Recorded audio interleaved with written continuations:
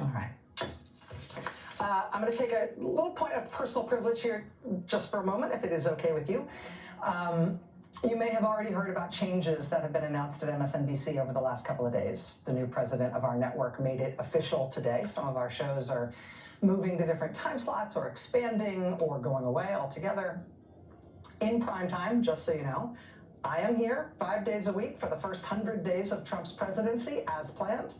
And as planned, I will go back to just Mondays after that. That is not changing. What is changing is that the show, Alex Wagner Tonight, is not coming back at 9 after the first 100 days. Instead, Alex will be a senior political analyst for MSNBC, and Jen Psaki will start hosting the 9 p.m. hour all the other nights except for Mondays. So that's a big change. An even bigger programming change is at 7 p.m. Eastern, where Joy Reid's show, The Readout, ended tonight. And Joy is not taking a different job in the network. She is leaving the network altogether. And that is very, very, very hard to take. I am 51 years old. I have been gainfully employed since I was 12.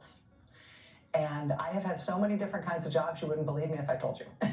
But in all of the jobs I have had, in all of the years I have been alive, there is no colleague for whom I have had more affection and more respect than Joy Reid. I love everything about her. I have learned so much from her. I have so much more to learn from her. I do not want to lose her as a colleague here at MSNBC, and personally, I think it is a bad mistake to let her walk out the door. It is not my call, and I understand that, but that's what I think. I will tell you, it is also unnerving to see that on a network where we've got two non-white hosts in primetime, both of our non-white hosts in primetime are losing their shows, as is Katie Phang on the weekend. And that feels worse than bad, no matter who replaces them. That feels indefensible, and I do not defend it. But there's just one other piece of it that you should know. From your side of the TV screen, you will mostly see changes in terms of who's in the anchor chair. And actually, everybody who's going to be in anchor chairs from here on out are great colleagues and great at what they do, and you are not going to be disappointed in who's on our air and what you're going to be seeing. But one thing you cannot necessarily see is that the people who get our shows on the air, they're really being put through the ringer.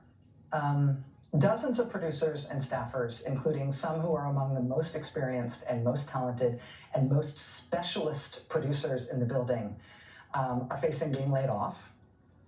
They're being invited to reapply for new jobs. That has never happened at this scale in this way before when it comes to programming changes, presumably because it's not the right way to treat people, and it's inefficient and it's unnecessary, and it kind of drops the bottom out of whether or not people feel like this is a good place to work, and so we don't generally do things that way. Maybe all of our folks, including most of the people who are getting this very show on the air right now, maybe they will all get new jobs here, and I hope they do, but in the meantime, being put in this kind of limbo, the anxiety and the discombobulation is off the charts at a time when this job already is extra stressful and difficult. It is not news for me to tell you that the press and freedom of the press are under attack in a way that is really, it's a big deal for our country. It's very visceral for us here. I know that the business of the press is not an easy thing, and I know that no job is forever. But I think I'm safe in saying for all of us anchors who you know through the TV, please know that what pains us the most is not what happens to us.